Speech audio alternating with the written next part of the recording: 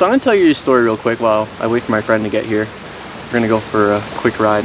So this is a story of the longest night of my life. What I mean by that is this night, if anything could have gone wrong, it did go wrong. And I'm gonna tell the whole story. So my story starts back in 2011.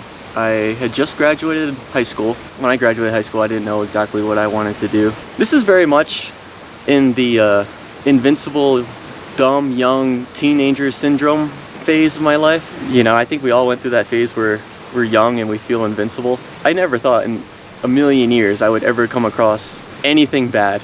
I would go for lots of bike rides late at night. I would charge up my Night Rider and just set out at like midnight and just go for like a long night ride. So yeah, for those of you that don't know, Night Rider is just a brand of light purposely built for mountain biking, basically. It's very peaceful.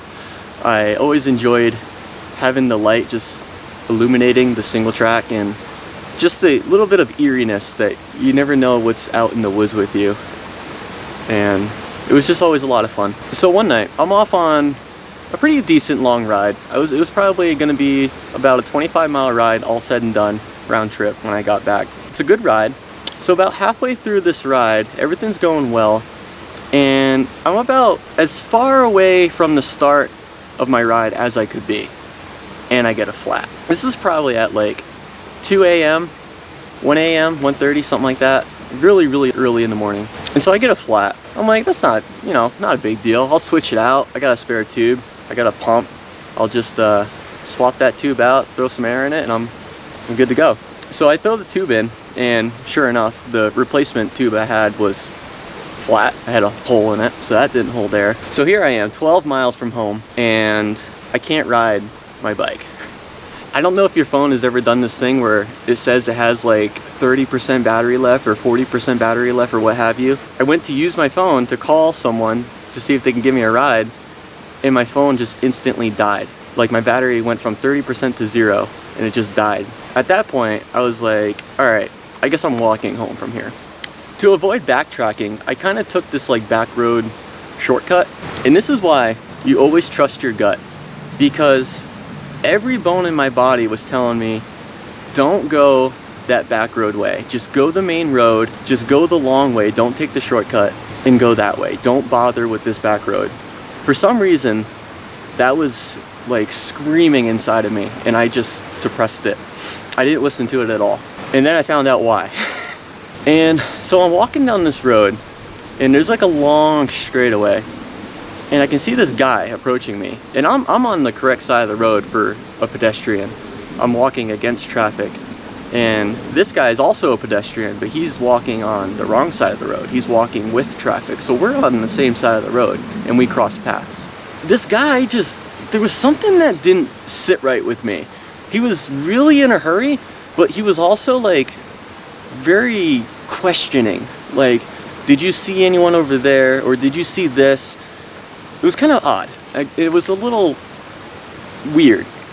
And he kept looking at my bike.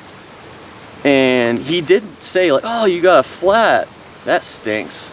And I thought that was, I don't know, I guess that's kind of normal to say, because I did. After this guy asked me like a few very quick questions, he like hurried up and was, oh, I gotta go.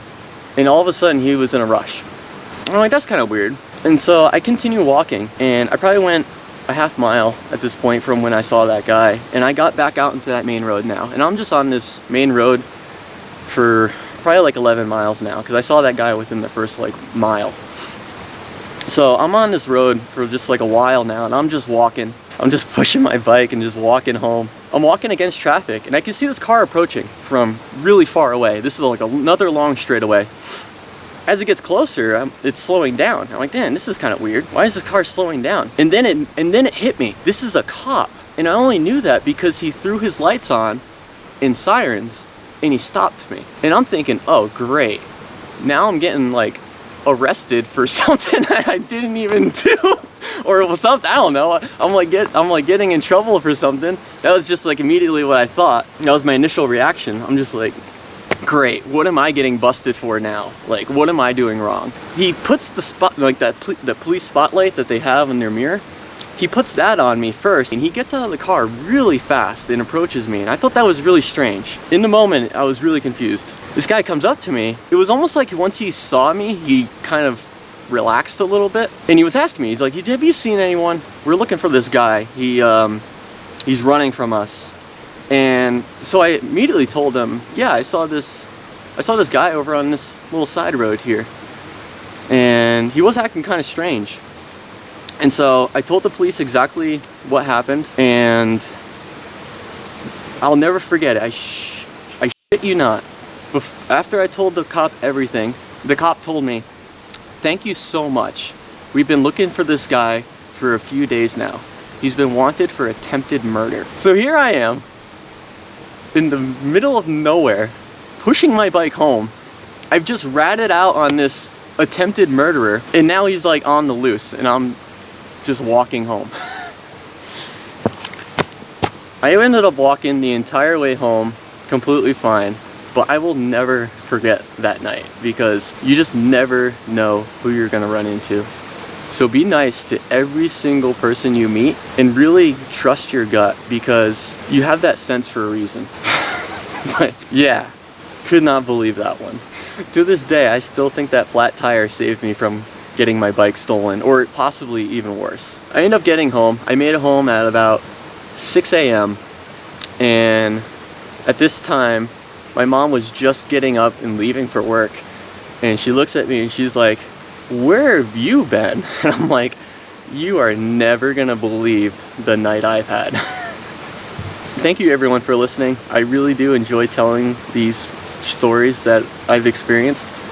It's been a lot of fun. I enjoy all of your comments, the good ones and the bad ones. The bad ones actually kind of make me laugh a little bit. So I really appreciate all of you, and this is totally unexpected. I never in a million years would have expected this. So thank you all very much.